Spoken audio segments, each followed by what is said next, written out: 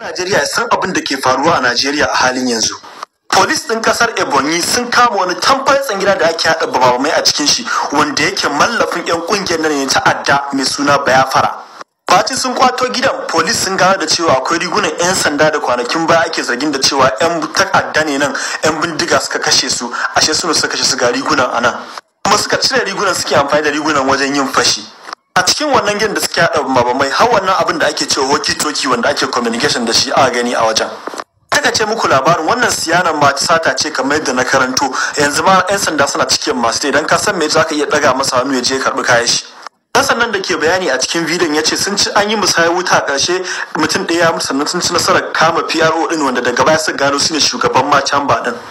Wani comment ma da na gani a social media da dai ban tabbatar da shi ba, comment ɗin ya ce shi ya tsaf idan har Peter Obi bai ci zaɓe a shugaban ƙasa ba za su fara amfani da waɗannan abubuwan da suke haɗawa. Sannan kuma har yanzu akwai mutanen da suke alakanta Peter Obi da Biafra, domin sau da dama an tambaye shi cin yana tani 'yan ta'adda ne su, baya cewa 'yan ta'adda ne su. A ƙarshe Allah ya kawo mana zaman lafiya a Najeriya, Allah ya ba mu shugaba na gari. Ya kamata duk wani ɗan Najeriya ya san abin da ke